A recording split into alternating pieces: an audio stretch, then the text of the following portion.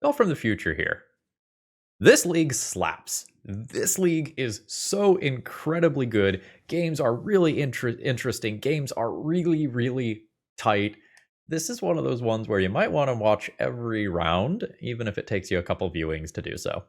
Enjoy the show. It's wild.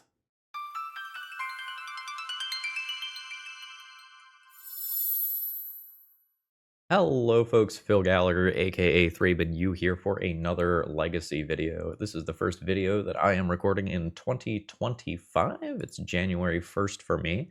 And today I'm going to be playing Wumpus's, Teamer Lands deck. Just kind of funny story here. Edison had donated to see something very similar, and was actually the next person in line for me to record with. And then I poked my head into the Lands Discord, where I saw Edison posting about the deck list that I was going to record with. And I'm like, hey, if anyone has any thoughts, tag me. I would love to read them before I record with it. And then immediately I got this donation from Wumpus to play with this deck list. So I'm going to use what I learned from Wumpus's video here to retool Edison's deck list.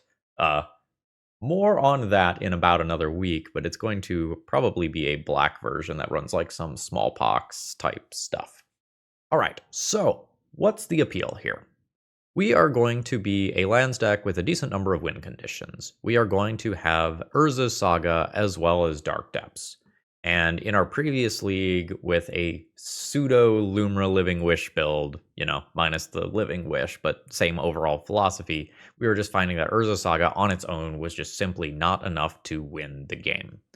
So now we are going to include the Thespian Stage Dark Depths combo, and we are going to have Crop Rotation as well as Expedition Map, and of course Life from the Loam to help make that work.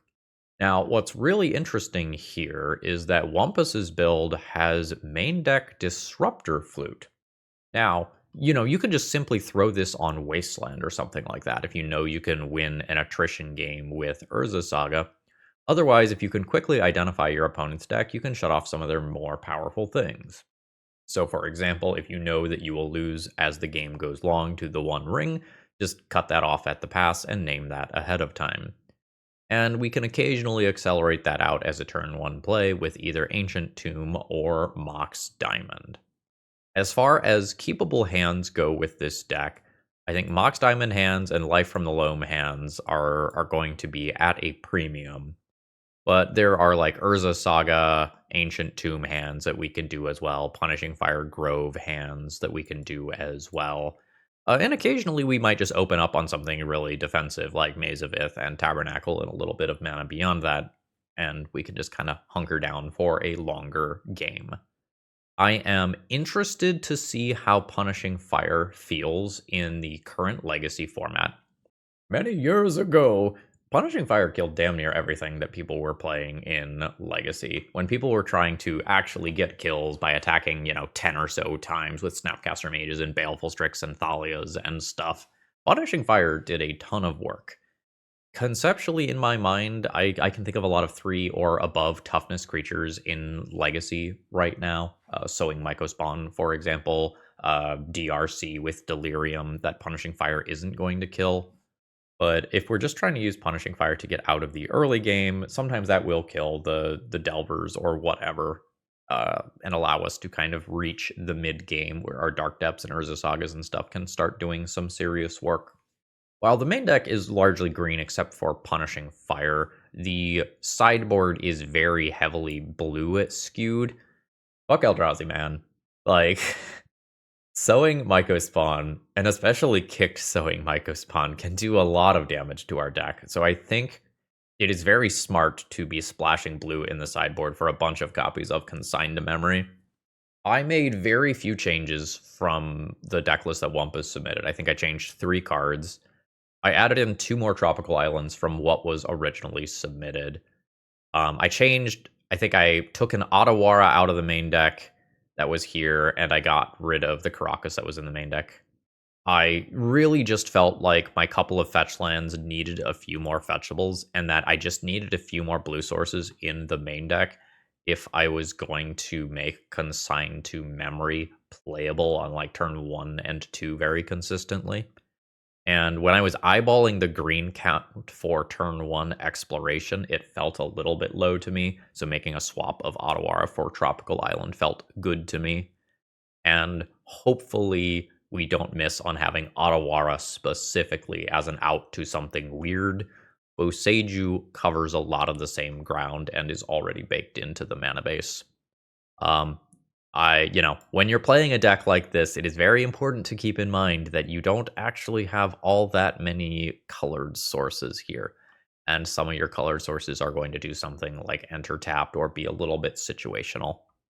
Beyond that, I really liked what was submitted here. I think Blue Elemental Blast makes a lot of sense. It's something that is castable off a Mox Diamond that can answer Blood Moon, which is obviously going to be a problem card for a strategy like this one. And we have varied answers to a Blood Moon, and I like that. Thumbs up. We also get a couple of artifact-based silver bullets for matchups like Nadu or Reanimator. Yeah, so with that being said, let's go ahead and hop into some sweet land-based action here. While the matchups with lands decks are often long and grindy, we can just go turbo and produce a 2020 and say, all right, deal with it or you're dead.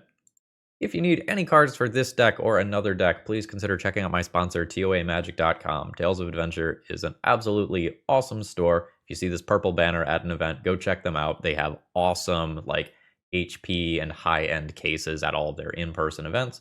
But if you're placing an order online, promo code ThrabenU will save you a little bit on your order. All right, let's battle. Okay, so this is a great example of what I was talking about. Since you have so many utility lands in your deck list, you're going to open up on hands that simply do not have green mana, which is why I wanted to inject a couple of turn 1 green mana sources into the deck. That being said, Urza Saga into Ancient Tomb historically is a perfectly fine legacy opener, and hopefully we can beat Magic Turtle over here with this. Yumi getting turn 1'd by some combo deck. We would love to be playing against a slower control deck here. DRC. Okay. So if my opponent had not played a creature there and had pondered there, I would probably Wasteland on turn 1. I don't think that makes sense now. I think I just try to get the Urza Saga stuff going. I think that's still true. And we're playing this Spellbomb here fully to just go and grow Urza Saga tokens. A Wasteland here is exceptionally bad for me. Fantastic. It does not happen. I will take 1. Is that it? Nice. This probably means Orcish Bowmaster is coming. I don't really care about that. But let's try to Mox Diamond here. I think I discarded the land that does not currently produce mana. Now, do I want to take 2 to be able to activate a Spell Bomb? No? I think no. There's some two turn cycle repercussions for not playing Ancient Tomb here that hopefully don't come up. Notably, with Mox Diamond online, I do have this other stuff going. Ooh, no attacks. That's good for me. Yeah? Do I get bolted? Ooh, shit, I don't get bolted immediately. Okay. So this is the last opportunity for Bolt to be live. Oh, shit. The world is my oyster. Shadow Spear is pretty damn good. Ghost Vacuum's pretty damn good. Mox Diamond's pretty damn good. Pithing Needle on Polluted Delta is pretty damn good. So what's the best? Shadow Spear is awkward if Fatal Push gets involved. It feels like I have inevitability if I don't die. Shadow Spear is probably the best for not dying, but I have such a killer turn here if I Pithing Needle. I'm gonna Pithing Needle. That's one of those... Timestamp this, let me know what you would do in the comments down below. So my goal here is to remove my opponent's opportunities to go and cast Fatal Push. Petty Theft a token, sure. I'll drop my Ancient Tomb, which doesn't super... Or no, I already played a land. Alright, so I'll call it a turn, and then we'll get Exploration, Life from the Loam going ASAP. I'm down a land drop from not playing Exploration that turn where I had the extra Mox Diamond mana. Oh, they like their card. It is a different fetch land, so now I could get Fatal Pushed. Oh, it is a Valk, sure. There's currently 2 card types in graveyard. This is the 3rd. That's just another land, though. For sure. Oh, great. I don't take damage. Very nice. Cool. Exploration. Resolves. Wasteland active Volk. Go to combat, see if my opponent wants to brainstorm or whatever. I don't think I am attacking. Land drop 1. Land drop 2. Wasteland, Urza's Saga. This is worth 2 life. I do this playing around days, and that's just enough for my opponent to stop there. Pithing Needle play worked out fine. The Shadow Spear play results in me taking 2 more damage from Ancient Tomb, 3 more damage from an attack, and then probably stabilizing. But my opponent has 1 more mana to work with, so maybe another creature gets into play. I could have played that game more elegantly, though. Alright, so I could Disruptor Flute Wasteland, or I could just cut Disruptor Flute. The blasts are situational removal spells. They're okay. The issue is that they're just going to miss something. So a red blast can hit a Delver or a Murktide. A blue elemental blast can hit a Murktide or a DRC. Punishing Fire seems good here. I think I am okay having tutor access to a Pithing Needle for Wasteland, but I don't know that I want to go Disruptor Flute levels of deep. These are generically good. They can hit some threats while also just hitting a cantrip or a counterspell or whatever. A lot of times I like to go down on crop rotations against blue decks. I like 4 crop rotations. Or would I like 3 crop rotations and 1 more removal spell for DRC? I think I want 1 more removal spell. I don't think I am going to fluster. This hand's great. I think it's a little hard to play, but it's great. Oh, my opponent is going to 5 cards. So on 5, the dream for me is probably just punishing fire a turn 1 like Delver or DRC that is played out. Bulk and Ponder. With my opponent on 5 cards, I am super interested in Wastelanding Bulk. Maybe interested enough in doing that that I don't play Exploration first, and I just 100% of the time remove Volcanic Island. Okay, so now let's Wasteland, junk that. I can Mox Diamond and play Exploration. Opponent says, not nice. Yeah, that's real rough after the double mulligan. I think I'm just going to pass the turn there. So my issue is that if I just start trying to Urza Saga and then my opponent plays a creature, like I maybe use a turn that I could be using to Punishing Fire Grove. Instead, I use that on Urza Saga. Ooh, opponent does not have another land. Now I will start doing Urza Saga crimes. That's totally fine. Weird. I think I'm not going ham with Mox Diamonds because it makes me worse against a future meltdown. So let's Exploration. Opponent says my Ponder was a little bit too greedy. Yeah, that's fair. Yeah, I think I am just going to ignore my Mox Diamonds so that I don't lose more to meltdown. Okay. So that happens. So now we're looking for a Life from the Loam, a crop rotation, something like that. I can start just Punishing Fire my opponent to the face. I don't remember if I said this out loud or not, but my opponent said that their Ponder was a bit too greedy. A 3/4 Nethergoyf does not die to Punishing Fire. I don't have anything else to do here, so I am okay just sounding Punishing Fire at face. This is technically a win condition. It's just very slow. Hey, Life from the Loam. Yaw? Force of Negation, specifically, is what my opponent wants here. Daze is fine. So now my opponent gets another turn cycle to try to stop this whole Life from the Loam thing from getting online. The Nethergoyf is outside of double Punishing Fire range. Ooh, that's real good. I don't have the next land here, so I do have to take a natural draw before I Life from the Loam. I very well could die to this. Do not dredge. Alright, that's mana. I think Maze of Ith is just better as Maze of Ith, though. The opponent's perfect rip here is another Wasteland. This is a redraw, but a slow one. And they do have Underground Sea. Sure. So then we'll just maze that. Alright, so my opponent draws a card. I'm thinking about whether or not I want to put this Life from the Loam into my hand immediately. I think I am not going to. Ah! That's not bad. That might put this back into range of dying to a Punishing Fire. I would more actively set that up, but I'm not really in the position to do so right now. Alright, opponent will now have both colors. Delver dies to Punishing Fire, that's fine with me. That also currently dies to Punishing Fire. This is all fine.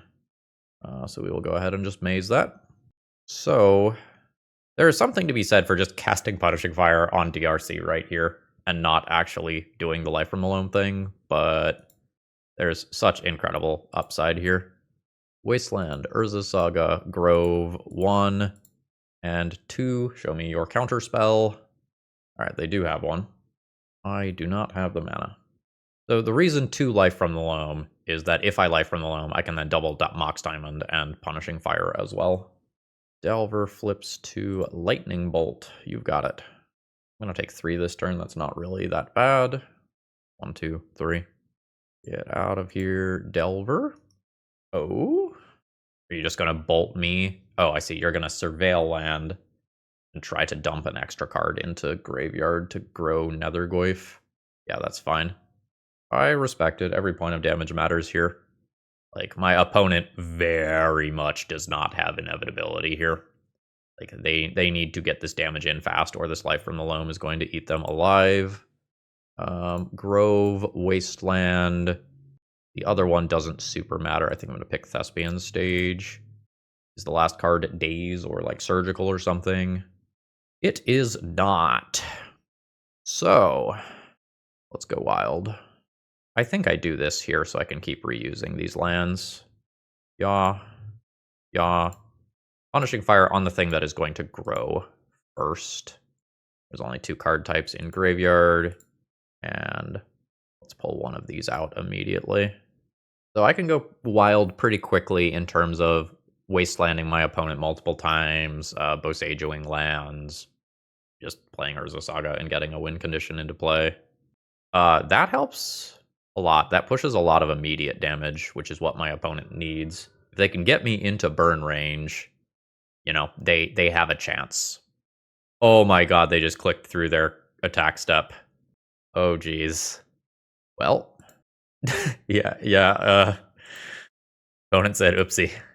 Oopsie indeed. We take those. Maze of Ith, Wasteland,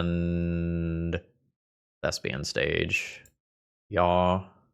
Maze of Ith, Wasteland, Thespian Stage. House turn. I'm going to Thespian Stage, Maze of Ith, and then after that I will just Wasteland all of my opponent's mana. So I should be at 4 right now. Is that? Stage, Maze of Ith. Now opponent needs some sort of Force of Negation style card. Oh yeah. Dark Depths. Let's do this. Wasteland, okay, yeah, opponents just accepts. Wasteland, Dark Depths, Blast Zone. 1 and 2. Wasteland, blow up Volcanic Island, Blast Zone, and Dark Depths. I could make my 2020 right now, but I just, like, don't care if my opponent answers my stuff with a Wasteland. Underground Sea, that's fine. Goyf is fine. Like, I can Blast Zone those away if they ever become a problem. We have gotten the GG from our opponent here. And we win that one handily, although my opponent's mulligan and 1 or 2 rough decisions definitely made it easier for us. Today's video is sponsored by Moxfield.com, which is, in my opinion, the best Magic the Gathering website for hosting your deck lists online. One of my favorite features is that you can create your own custom tags for when you're deck building. So let's say you're building a commander deck and you want to know, hey, how many copy effects do I have? You can just create a tag and sort everything, and there's fun little hotkeys so that you can do this more quickly. So really, please consider checking them out if you are looking to tinker with deck lists online. Okay, hand is perfectly good here. Losing This land to a wasteland would be a major blow. I'm just going to Thespian stage and I think cast Ghost Vacuum here. There's something to playing the ETB Bojuka Bog immediately, but there's enough unfair graveyard stuff running around that I think just having this interaction up is perfectly reasonable. Underground Sea, sure. Urza's Saga. I think I will now bog no targets. I don't think I'm going to cast Naked Life from the Loam here. Second land drop. Douthie Voidwalker. You've got it. Life from the Loam, not doing much right now. This is legendary. I'm going to just copy, I think, an Underground Sea for right now. To just have something that produces some mana. Tabernacle. I think that is still a net positive for me. So let's just play those out and pass the turn. I kind of wish that there was a basic land on some side of the table that I could copy in Urza's Saga. Ooh. So if I activate Urza's Saga, my opponent can wasteland the Urza Saga and I can't copy it. If I go to my own turn, I could 2 mana copy Urza's Saga. 2 mana copy Urza's Saga. My opponent responds by wastelanding. I then 2 mana copy Urza's Saga, and that works better for me. Let's do that. Ooh. Yes. Yes, okay. Oh wait, did I do this at the wrong part of my turn? Can I no longer copy this successfully? Can I still do this with this trigger on the stack? Oh, that's very awkward. That's very awkward. I don't remember. I can just do this a slightly different way that results in the same overall pattern, I think.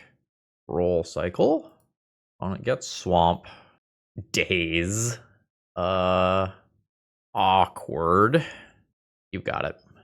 Now I will just make a token. Now Wasteland's Underground Sea before Pithing Needle can come online. So I think I'm just going to get Expedition Map and search up another Urza's Saga and just play out the game in that capacity.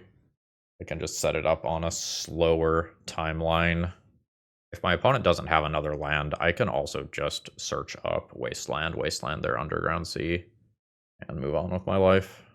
Doesn't look like that's going to be the case here. I can also just get Maze of Ith Thespian stage. Real good. I'll eventually draw a Punishing Fire for Douthie Voidwalker. And then I can use the Life from the Loam just fine. I will be paying for this. I'm going to attack for 3. Opponent is at 17. I have 2 land drops. Yeah. Saga again. Just Saga again is fine. Wasteland is also very good, though. Maze of Ith is also very good. I think I just want to not die to the Douthie Voidwalker that's already in play. So let's tax my opponent to keep it, while also just invalidating its attack. And then another... Yeah, my opponent entombs the entomb. They know what's up. Alright, my opponent has a couple of basics. That's very good for them. Alright, opponent not even bothering. We will eat things out of their graveyard in case we need to be respecting something like Murktide Regent here. And kind of casually keep an eye on this stuff. Douthie Voidwalker could turn into Disruptor Flute at any moment. Okay. I mean, I'm attacking for 2. Opponent's at 15. I have another Maze of Ith. I don't need to Thespian stage a Maze of Ith anymore. Okay, so this is presumably my opponent Disruptor Fluting. I'll pass priority back to them. Yeah. Does it tell me what my opponent selected? No, it does not give me the choice in chat.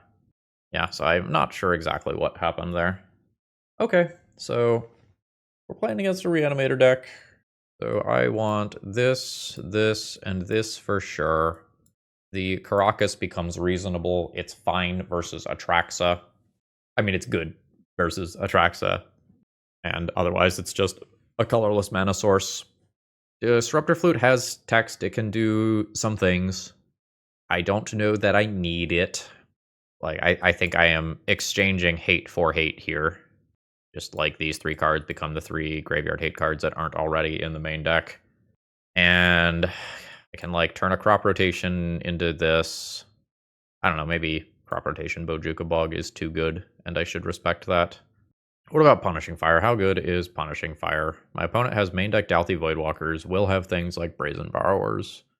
Punishing Fire is fine. Fire Blasts and Red Elemental Blasts are fine. I don't really want to expose myself all that much to counter spells. I can get rid of 4x Crop Rotation and play a couple of Blasts, and that's my deck. But Crop Rotation Bojuka Bog is fine.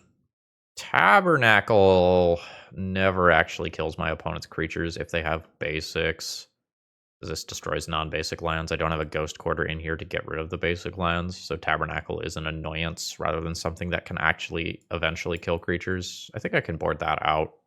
And now it's, do I want Blasts or Crop Rot? I think I'm going to try Crop Rot.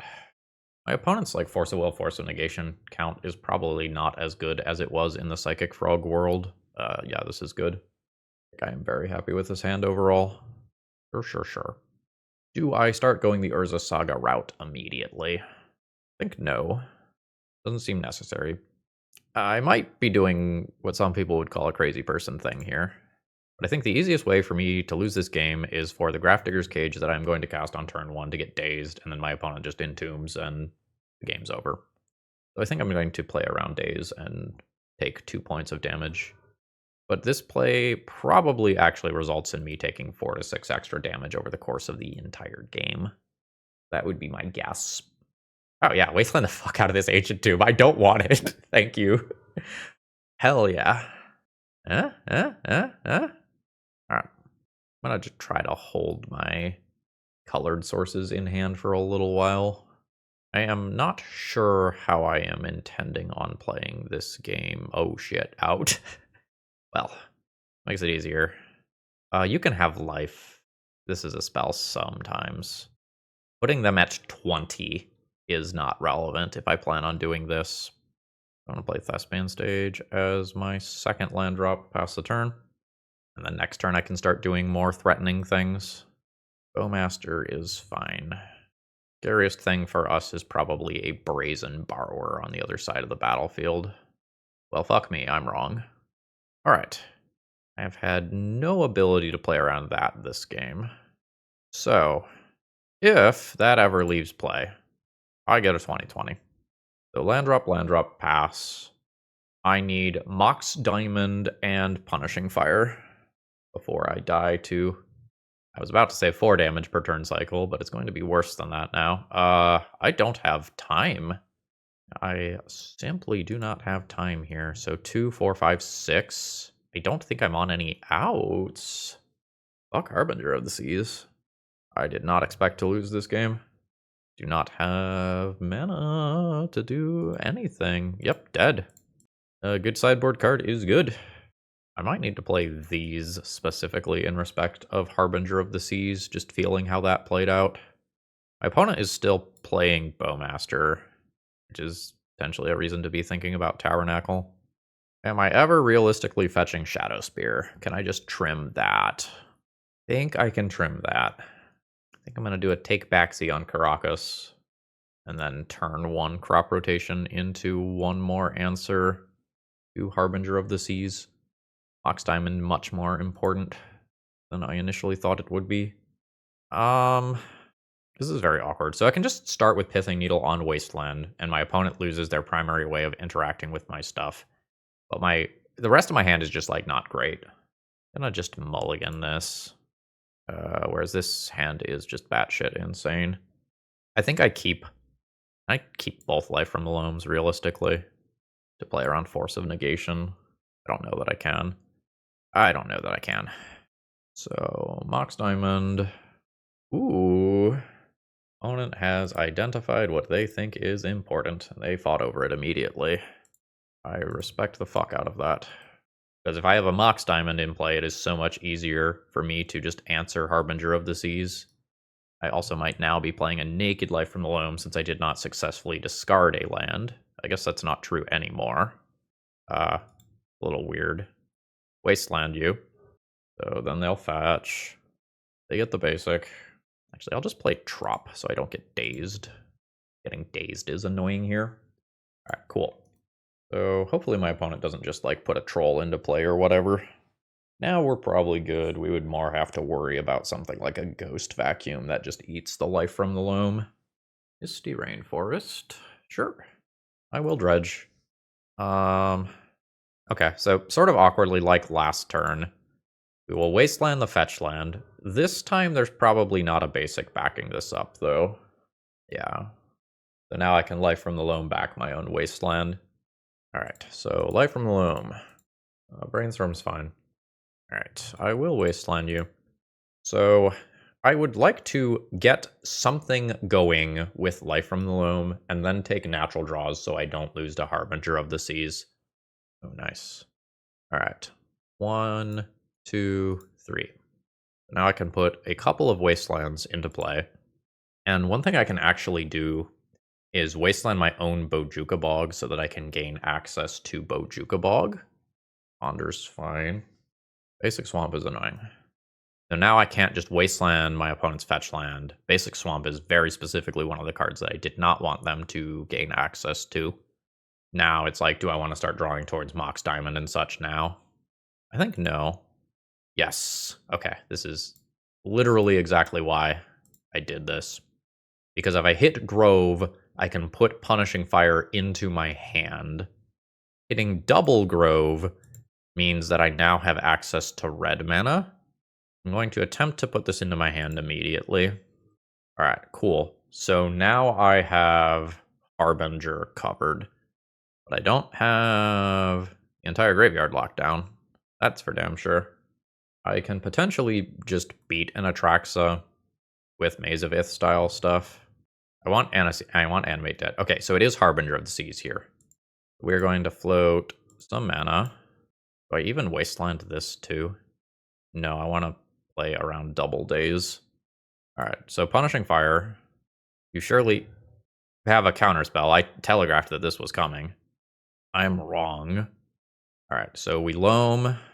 We wasteland Underground Sea. We float black.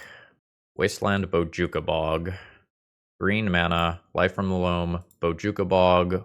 Wasteland. I'll take Tabernacle as my other one. Bojuka Bog that Atraxa out of graveyard. So that's less of a concern. But let's just put something that produces mana into play. That all did not go well for my opponent. I will return a Punishing Fire to hand. And I will return a Punishing Fire to hand. Now I can just keep dredging with Life from the Loam. And it is just a matter of time. Can I get back more than Wasteland? Not really. Okay. Oh, I guess I can Wasteland my own Bog again. Let's do that. 1, 2, 3. Yeah. So then I just have that Bog chilling in hand for if I need it. And I very well might. I don't have anything yet that beats Archon of Cruelty. I beat Animate Dead. Alright, so there's Animate Dead. So let's just Bow Seiju that. Like so. Opponent says, oof, GG, see you around. Notably, I tapped wrong. I should have left the Wasteland up so that my opponent doesn't carry mana over into my turn. It probably doesn't matter, but, you know, little things, they add up. Alright, so we're playing a hand that probably does the thing on turn 3. I could hold up Crop Rotation here to better play around an initial Wasteland, but again, lots of people are doing unfair graveyard stuff right now. I think just jamming Ghost Vacuum on 1 is fine. Urza's Workshop. Okay. So we want to go fast. There are timelines where I could end up... Ooh. Getting a Wasteland is the remainder of that thought. So now if my opponent gets the chance to play some big 4-drop in this turn cycle, I don't think I sweat that. My opponent's dead before that matters. Is there any reason why I need to Crop Rotation now? I don't think so. I'm just not going to telegraph that it's coming. I mean, more than my pause already did. Urza's Tower, that's fine. Oh, god damn it, I have to think about Kozilek's Command, don't I? Fuck. Ignore it? Ignore it. I'm getting real sick of Kozilek's Command. It just kind of incidentally answers so much. Keep the one with no counters. See if my opponent's dead. Yeah. No, I should have Ghost Vacuumed that. It doesn't matter in this matchup. So I pivot plans. I'm going to let my opponent make an Urza Saga Construct token. I don't think that's what this game is about. I think I need to keep Disruptor Flute to stop either Karn or the One Ring when it hits the stack. I guess on turn 2, I could Disruptor Flute Kozilek's command. Alright, so opponent just makes mana. Getting a Candelabra. Alright, so it's big mana time. Very big mana time. That's happening. I have Punishing Fires for this sort of stuff. We're going to take a little damage in the meantime. There we go. Take 2. Name the One Ring. Now our opponent doesn't get to activate that, but I do take a bunch of chip damage from Glaring Fleshraker. The Shadow Spear sort of like instantly becomes relevant. You have Karn too? No, it's another Kozilek's command. Oh, fuck, it's Mystic Forge. Cool, cool, cool. Man, my opponent's hand was gas. That's very bad. Alright, seems like that's all. I do not have a lot of time to draw out of this. Forest is not drawing out of it. And I can't get Shadow Spear equipped immediately. My opponent's obviously not going to lose anything to the One Ring, as it does not have counters. But my opponent still just has so much mana here. I'm going to just always yield to these for the sake of my own sanity. And now Mystic Forge and Voltaic Key can provide a very good amount of selection. Alright, always yield to that as well. I may get to the point where I can't even activate this Urza Saga token to gain a bunch of life. I might just die to Kozilek's command here. Oh, going even bigger. Yep. I am going to go ahead and concede there. Force of Vigor in. 3x consigned to memory in. We could cage or Mystic Forge. I'm not sure that I will do so. Ghost Vacuum does not matter. Shadow Spear largely is not going to matter. There are some times where, like, we get into a Glaring Fleshraker stall sort of situation where, like, it can. But a lot of times my opponent will just break through. The Trample might be more relevant than anything else on it. So a lot of this is, like, how much do I want to respect things like Urza Saga Construct tokens? I can probably trim a land or two without super missing them.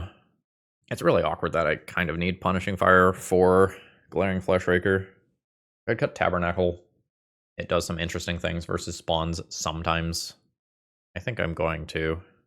Yeah, I think to make my numbers work, I cut these. That gives us Needle, Map, Mox Diamond as targets. My Mox Diamonds start getting sketchy if I go down too many lands. I'm going to keep this and believe in the deck. I think I am going to discard Dark Depths here, as Dark Depths does not produce any mana towards hard casting Force of Vigor, which is currently on my radar as something to do. That probably just blind names Wasteland. I guess I should technically replicate this. Saga's great. I think I just always Wasteland, though. I do not want my opponent to just go Planar Nexus, do the thing. They might just go anyway. Yeah, they're going anyway. Cool, cool, cool. So that shuts off Mox Diamond. I think we're just dead.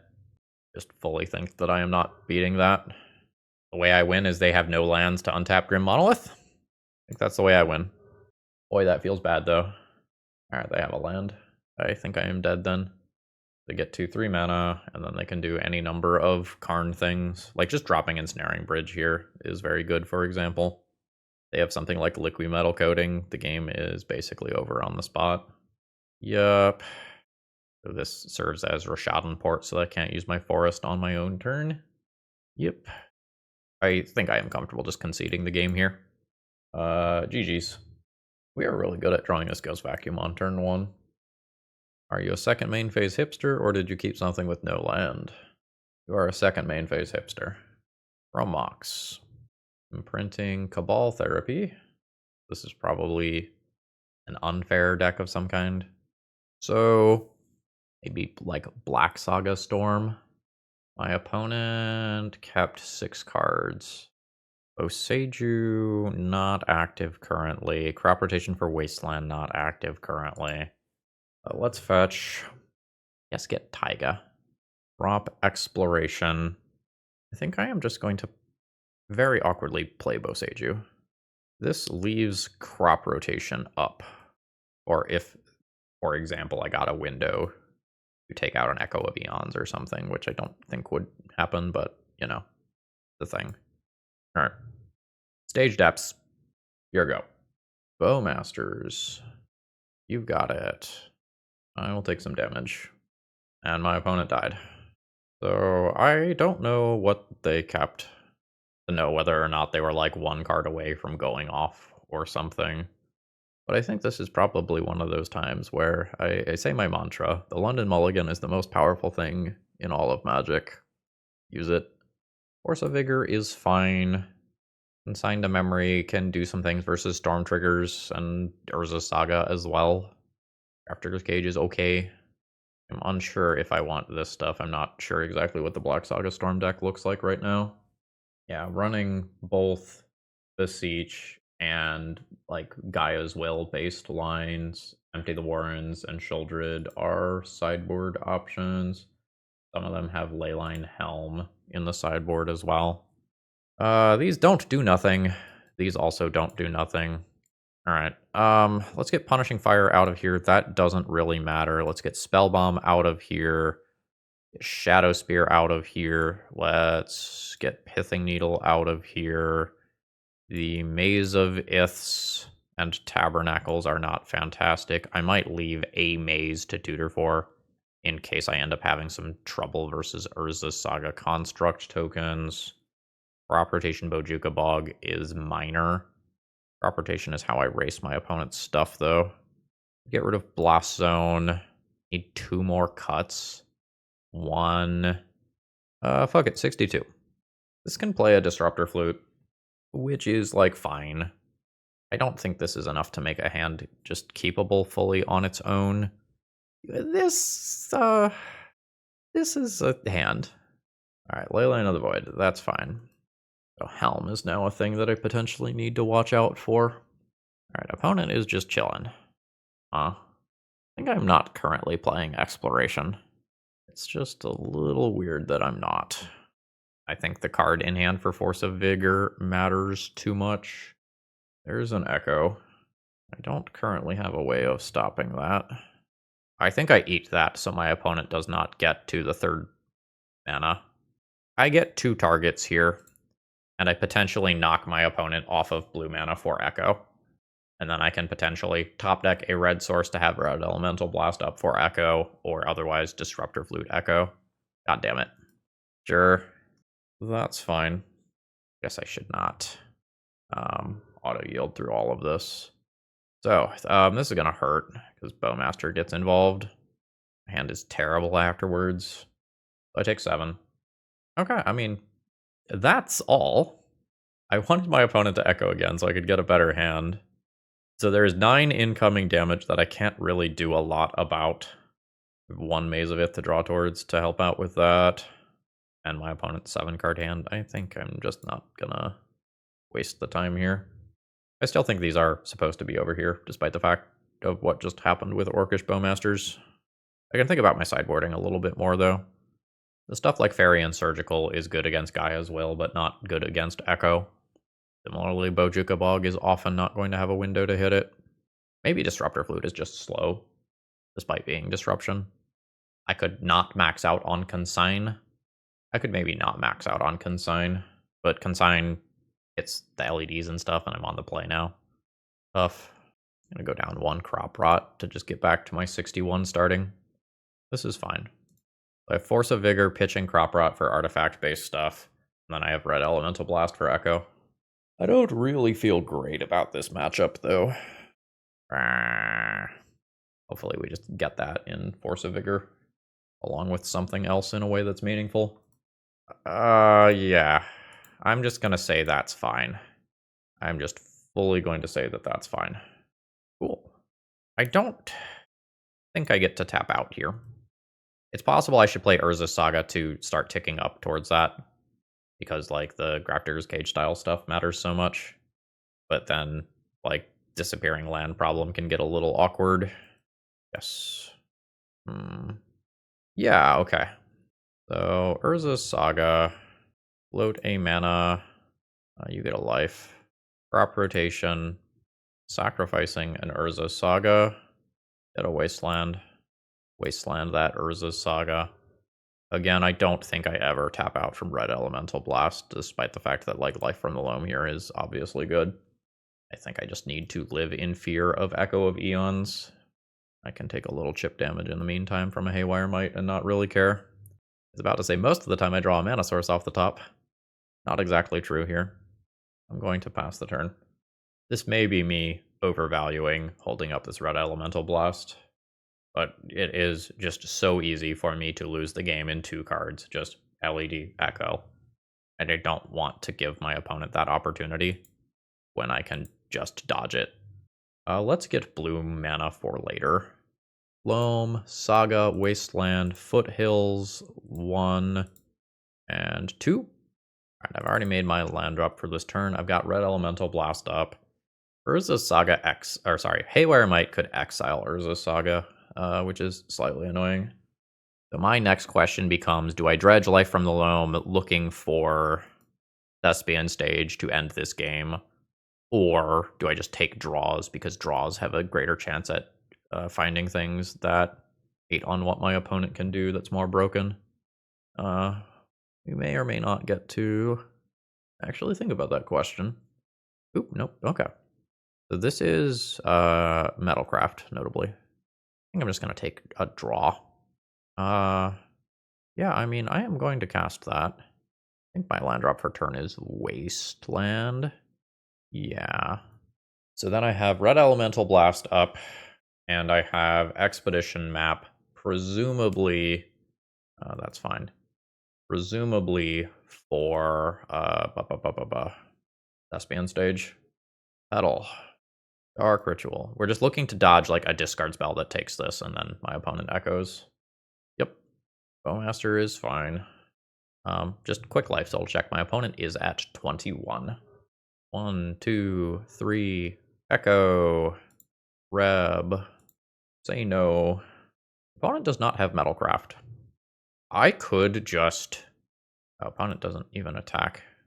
I could just get a Tabernacle here if it's still in my deck, and get rid of 3 things that my opponent could be playing.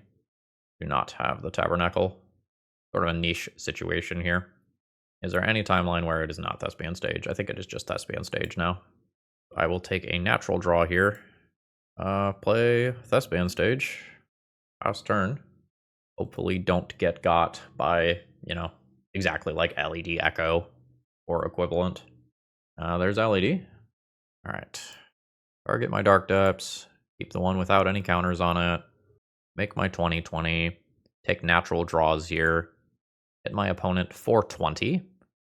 They go to 2, but they get 1 more turn to try to do something broken. Haywire Might does not change that math. Guess I cast this. Actually, having the Wasteland up could be relevant. Yeah. Play out. Thespian stage. Pass turn. See if we're dead. Need to dodge Echo and Entomb as well. We do. We win that match. Feels a little lucky to win that one, I'm not gonna lie. I'm really good at drawing Ghost Vacuum. Okay, so this is a keep. Things can go wrong, but this is a keep. So usually when I see Thundering Falls, my first thought is show and tell. I have changed my mind. Sure, we're gonna give our opponent a life here, and we are going to keep playing Ghost Vacuums on turn 1 until morale improves. Unless my opponent has a counterspell. And this has been on the stack for a little while, so I think they have a counterspell, and they were just wondering whether or not that was an appropriate time to use it. I'm still going to try to Ghost Vacuum. Yeah. I don't think I need to immediately remove Snapcaster Mage. So priority against what I'm going to assume is something like a Grixis control deck. Priority is probably remove instants and sorceries first, and then creatures secondarily. Culligan's Command is a thing to think about long term. The like Tarmogoyf count can matter if Barrogoyf is involved. Could also be Jeskai, I guess. Play the Snapcaster and Jeskai and it wouldn't be embarrassing. Misty. I'll still start by eating Ponder. I don't think I have enough information to correctly Disruptor Flute yet. I think I am awkwardly playing a Naked Life from the Loam this turn. And then we dredge it next turn and get on with our lives. Play a Spell Bomb. So no end of turn fetch there. Now we have a fetch. Basic Island. Wasteland. Oh, come on! Sure. So I need to draw a Punishing Fire. That actually helps a surprising amount. Let's just sacrifice this to draw a card, which can now be a dredge. Now I can work on dredging towards an answer to Magus. So I can play Dark Depths, and then if I remove Magus, I produce a 20/20 instantly. I wonder if my opponent is some fucked up sneak and show build. Just has main deck Magus of the Moon, because fuck me and my fun. I will take 2. Brainstorm. Wasteland would be weird for sneak and show. Let's keep vacuuming. I think I am willing to just cast one of these here. Daze, sure. Oh wait, I can't actually be looking for Punishing Fire because the Grove doesn't return it. That's dumb. Whoops. My bad. Is Boseiju fine being a land drop? Probably. So we're going to hold this Disruptor Flute until the turn where I am going to cast a Punishing Fire.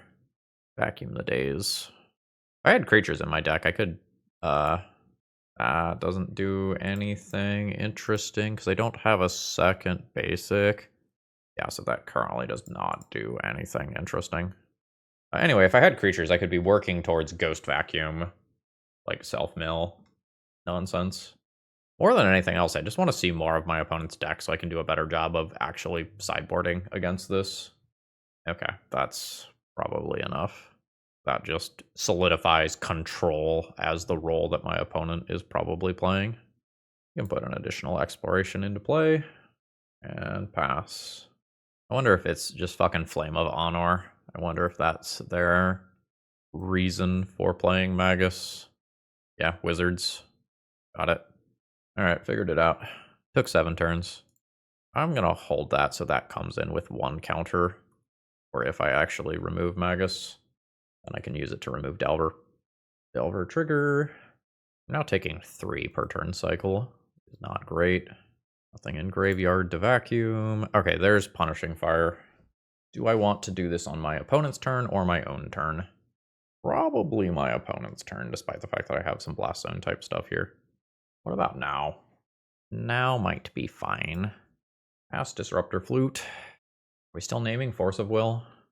It's 3 more to cast, which, assuming my opponent has something to pitch cast, I do. I could just name Wasteland. That way, if Punishing Fire works, I stop that. This Wasteland from messing with my Dark Depths. I don't care about the Wasteland, though. I just, like Thespian stage, copy Dark Depths or get into Life from the Loam stuff, and it's fine. Yeah. Or I name Lightning Bolt to make it less likely that I get burned out. Go Force of Will still.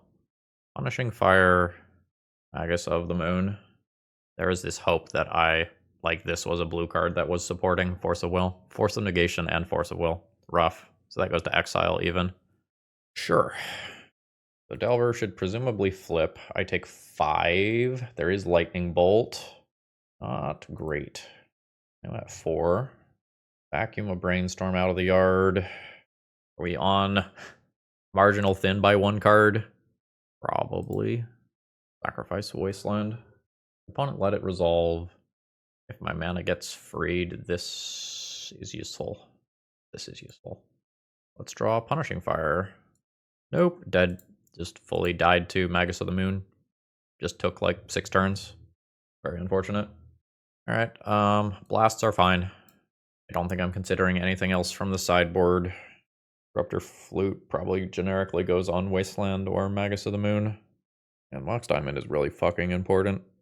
I'm kind of thinking that I just get rid of my crop rotations and just like don't expose those 2 counter spells. Board in 4 removal spells. Well, I'm keeping it. I just instantly lose to Force of Negation specifically. And I think my hand is awkward enough that I can't just like use Exploration as bait on turn 1. Discard Tabernacle and Life from the Loam. Okay, nice. So now hopefully just like Life from the Loam exploration ends up doing some serious work. Basic island. I have Punishing Fire for Magus of the Moon already, which is great. Reg? We get a Thespian stage here. It's not like really what I want. I want a green mana source to be able to exploration, but I just don't have enough raw colorless mana yet. I think that's one of those like it is what it is situations. Wasteland is fine. Tamiyo is fine. Tamiyo does not die to Punishing Fire, sort of annoyingly. Dredge, Life from the Loam, multiple Punishing Fires. No lands hit. What's Tamiyo's starting loyalty? 2. I think I leave up Punishing Fire this turn. For if my opponent brainstorms in upkeep, avoid paying Tamiyo tax. Yeah. Yeah. A little weird. Tamiyo tax. Oh! Well, that was not expected. Resolves. Punishing Fire. Yeah. Yeah. You have the counterspell to back it up, because it's really fucking good if you do. Alright, is this game worth playing anymore? So all 3 Punishing Fires are in my graveyard.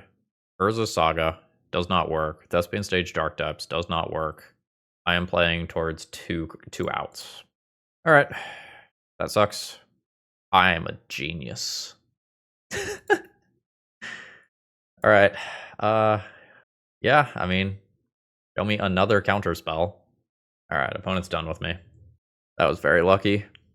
Do I want Karakas versus Tamiyo? Do I just want to give up on these fucking Disruptor Flutes? I could just give up on the Disruptor Flutes. I can play Karakas, a Flusterstorm, and a Crop Rotation in those spots. And then I have some ability to fight back over a Punishing Fire if I have Mox Diamond. Having 0 ability to win the game through Harbinger of the Seas and Magus of the Moon is really rough. Okay, I don't think I mulligan this hand, but I do think it is awkward. Calling turn. I'd prefer to not see Tamiyo on turn 1. Okay, I guess I'll take that. Alright. This is awkward because I know that my opponent's deck plays Daze. This is an incredibly good Daze, but if I commit the Urza Saga to the board too early, it's very awkward. You? Urza Saga. I think I am not trying to play this game in a controlling way where I Blast Zone this Delver. I think I am just trying to get through Urza Saga, make 2 tokens, and kill my opponent with it before they kill me. I do not believe that I have the inevitability in this matchup. I think my opponent does. Delver flips to Force of Will. Got it. I will take 3. 17. Land another Delver. Okay, that is scary. And that one should be flipping as well. I'm going to get a basic here and pass the turn. So Delver should flip to another counterspell.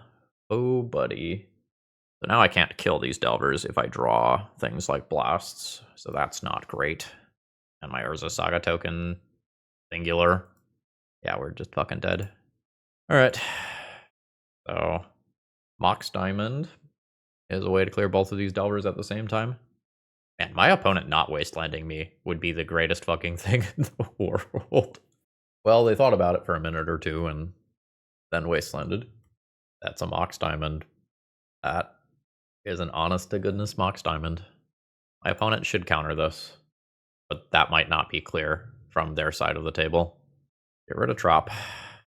Play Blast Zone, which is going to destroy both of those Delvers. Legacy fucking rules, despite this Magus of the Moon bullshittery. So, sacrifice, Blast Zone. Don't get stifled! Yes! Apt land. Nice. Fuck yeah. Let's fucking go. Where are your counterspells now? 13. I think I knocked my opponent off of red mana here, rather than deploy Urza's Saga instantly. I think making them stumble and not being able to cast a Magus of the Moon is a really big deal. Alright, I think we swung this one back the other direction, with just the Yu-Gi-Oh! Heart of the Cards, know exactly what I need to draw plan. Wasteland. Pass turn. I'll hit this in upkeep. Yeah? Snapcaster? That's a Snapcaster. Guarding a Brainstorm, which they may or may not be able to cast. Seems like not. Very nice. Now I get to make some headway with this other Urza Saga. And I think as soon as I put this second Saga token into play, there's a very good chance that that is the end of the game, because these go outside of range of Lightning Bolt, and it's going to take some sort of meltdown style card. Holy shit. Yeah, that we lose that one if my opponent just counters the Mox Diamond, and we know that they had 2 counterspells in hand. What an intricate game. Alright, so we went 4-1 in that league. Obviously, scoreboard is good, but what do we think of the deck overall? It feels like it's a bad time to be playing land-based strategies to me. So Legacy exists in a couple of big different ways right now. So Eldrazi is a big pillar of the format that just like sowing Myco Spawn, tutor up Wasteland forever. That seems bad. People are responding to Eldrazi by playing Moonstompy and by shoving Harbinger of the Seas and Magus of the Moons into other blue decks, which is bad for us. Or they're responding to these decks by trying to go under them with fast combo decks, which also feels bad for us. Like, I navigated this to a 4-1 finish. I made some mistakes today, but, you know, I played pretty well overall. And it was tough, and I needed things to break right for me. I think this build is okay. I think it's better than the last land-based deck that we played. Punishing Fire did some work today, but again, that X3 problem with Tamios and DRCs and sowing Mycospawns and stuff is very real. I'm going to give the build a thumbs up. I think this is a good build if you are a lands player. I think this is totally fine as a starting point. I am very glad that I added in those extra couple of green-blue sources. I think I like my changes to the mana base that I made. But I think I give the deck's positioning in the metagame a thumbs down. Well, you know, if you're on a budget and you can only afford 1 Tabernacle, this does not have 4 Tabernacle like the previous lands decks that we've been playing. All right, folks, I hope you all have a wonderful rest of the day, and if you need some cards, you know where to go. 4 Tabernacles. You know, make sure you you ask your spouse first or whatever. All right, see ya.